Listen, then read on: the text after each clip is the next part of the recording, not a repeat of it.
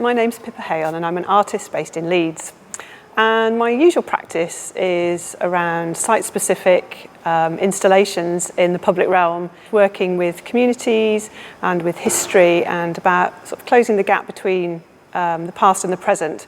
So this is a little bit of a departure for me, having a fixed piece of work that's not site-specific in a gallery space. So I guess the whole play thing really started by having children of my own and watching how they play, playing with them, and experiencing the world through a child's eyes as much as anything else, and trying to find the opportunities for play. So not just a one-dimensional play, which you often find in soft play areas and identikit playgrounds, which are my bête noire, but where are the opportunities for children to create something, to create their own environment?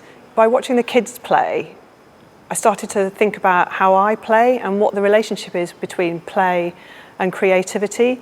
And I think the impulse is quite similar. In fact, I think they are very, very similar. So I just sort of started to unpack a little bit about that and do some research into what play was. I do believe that play is a fundamental human driver in the same way that food is, sleeping is.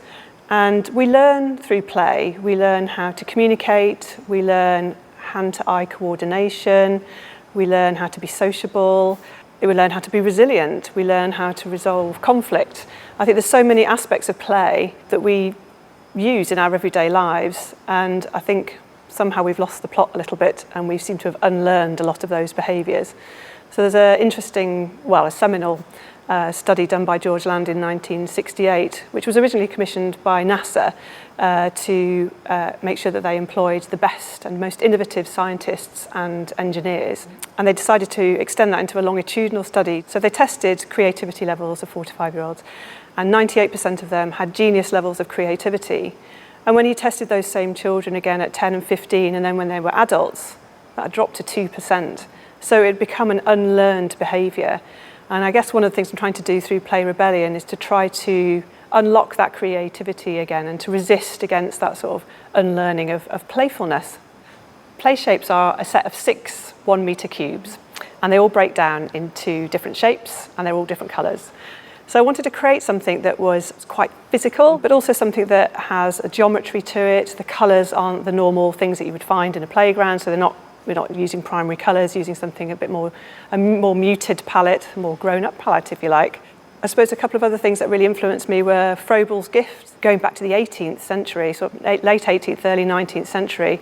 Froebel's gifts were a series of small wooden toys that could be broken down into different shapes, but they were very small and they were to be used sat at a desk. And then also people like Simon Nicholson and his theory of loose parts. And why should designers and architects and artists have all the fun? Why don't we let children have a play as well? So the title of the exhibition, Play Rebellion, is thinking about, what is the definition of a rebellion? A rebellion is resisting authority, it's resisting control, it's resisting convention. So I guess this is a way of resisting the way in which tech companies suck up all of our time and our attention. It's a way of resisting the way in which our towns and cities are designed by town planners and architects. It's a way of resisting the way in which politicians seem to endlessly tinker with the national curriculum. So it's about resisting all of those conventions and reclaiming playfulness for ourselves. So whilst it is for children, it is for grown-ups as well. We want adults to participate, and we learn better and we play better when we play with other people. And I think the best play opportunities come when you play with people of different ages, different backgrounds, different abilities, and that's when the true depth of play sort of comes into being, where you can get lost in play. It's something that exists out of time, and who knows what possibilities it might throw up in the future.